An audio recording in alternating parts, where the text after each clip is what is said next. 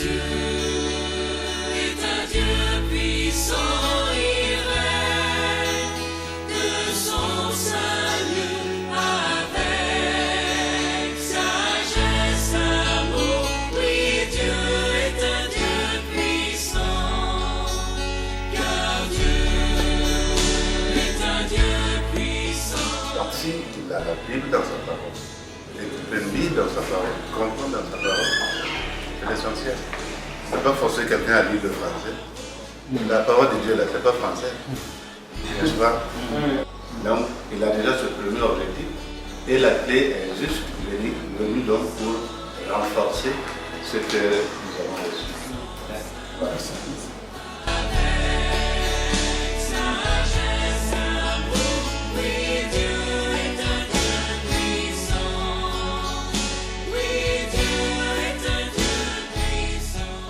En tout cas, on est vraiment fiers de vous, on est très contents. Selon nos statistiques jusqu'à présent, en tout cas en Afrique de l'Est,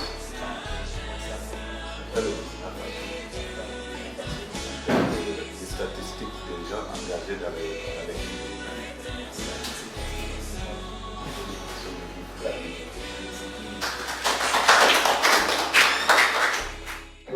Rowan's Project is really a ministry of discipleship where pastors are challenged to get into the Bible for the first time or to get back into the Bible through the book of Romans. We find that many pastors are possibly distracted with so much work in their ministry that they stop spending time with God through the Bible. Other pastors maybe have never had the example or the challenge to spend time with God through the Bible. So we want to give them a challenge to do that, taste the Word, and see it as sweet as honey. We want them to become spiritually strong for the sake of their church congregation. We'd like to see those church congregations strengthened for the sake of the community they're planted in. Le projet romain, c'est une activité voulue par l'Église, je dirais voulue par Dieu, pour permettre justement aux serviteurs de Dieu de faire une véritable retour des choses à la Bible de façon synchronique, c'est-à-dire un contact personnel avec les Saintes Écritures, de manière à se ressourcer spirituellement, à dégager des méga thèmes de textes pour pouvoir non seulement s'édifier soi-même, mais surtout édifier le corps de Christ.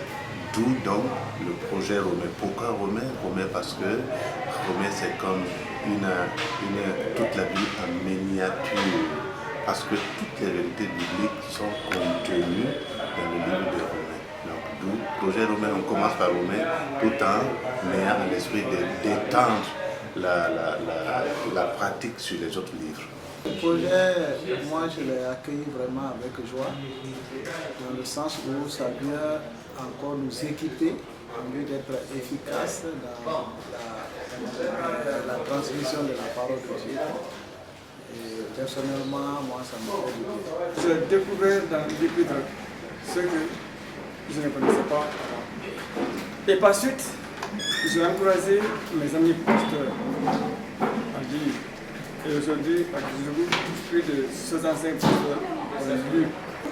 Nous sommes très contents et nous avons rencontré les responsables au niveau international des projets et aussi le représentant de la Jeune Afrique. Et nous avons échangé pour partager des expériences. Et je pense que nous retournons avec joie.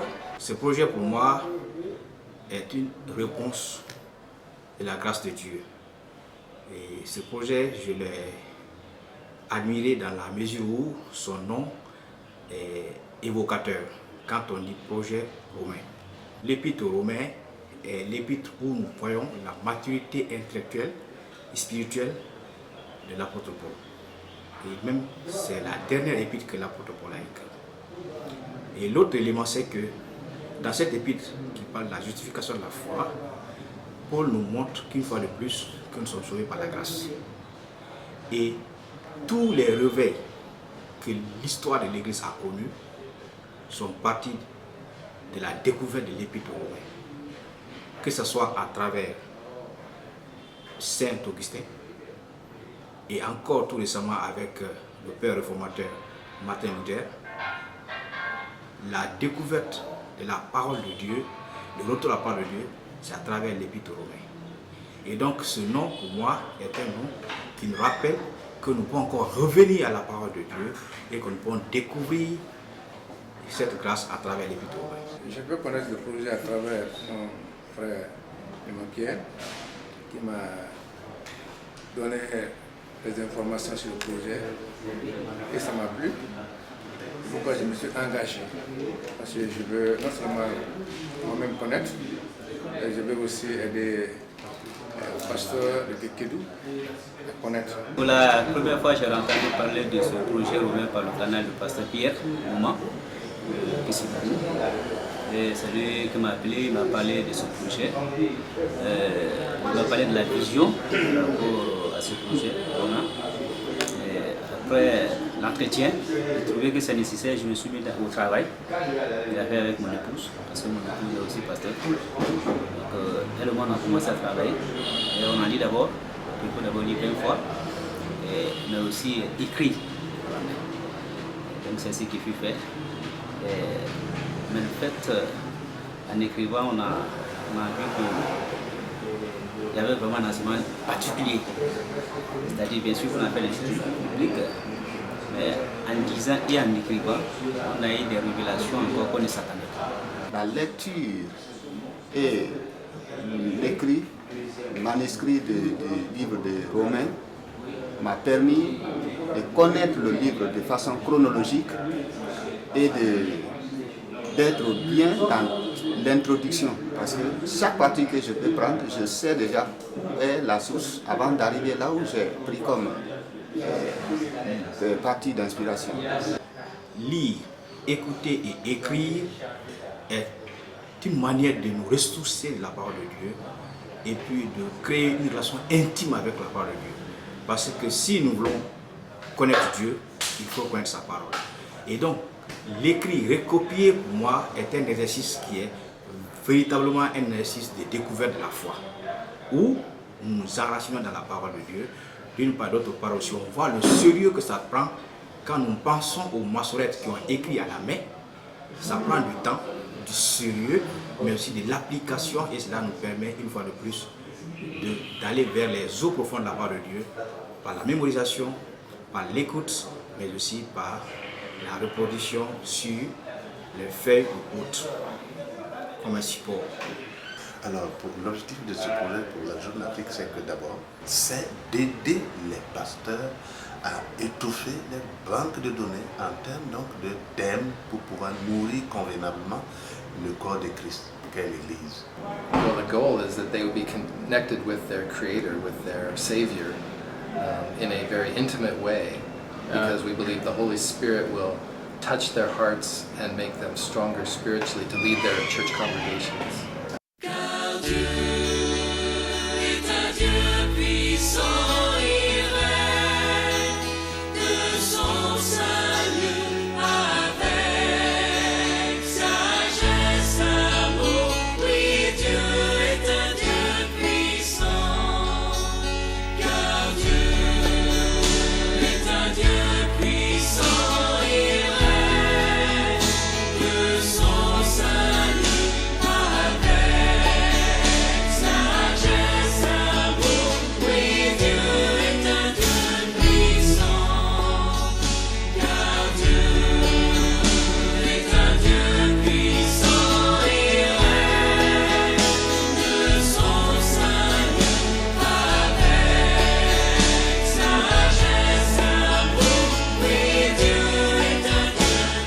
J'étais vraiment impressionné par la présentation de la vision projet romain.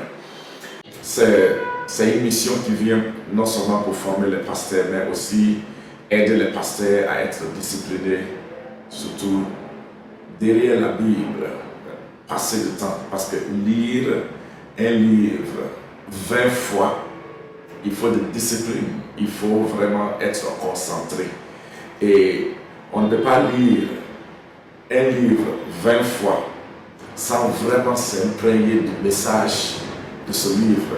Donc, je vois que c'est pour nous encourager en tant que serviteur de Dieu, en tant que pasteur, de vraiment lire la Bible, relire, étudier, méditer avant de nourrir le peuple de Dieu. Donc c'est pourquoi vraiment j'embrasse cette mission, projet romain. L'appel, c'est de dire à tous ceux qui nous écoutent à travers donc, votre caméra que projet romain est une activité biblique et spirituelle qui permet aux responsables de se ressourcer à partir de la parole de Dieu et d'avoir l'équipement nécessaire pour pouvoir communiquer la parole de Dieu convenablement avec des textes bibliques bien fondés.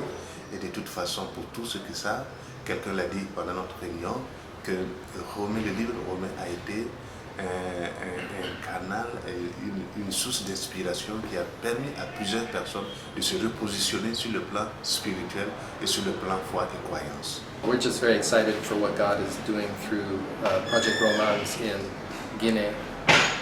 Pastor Pierre, who is the national facilitator, has proven a great passion for the ministry. He's mobilized facilitators that are spread throughout the regions of Guinea, and I'm just excited to hear what God will do through that, through testimonies in the years ahead.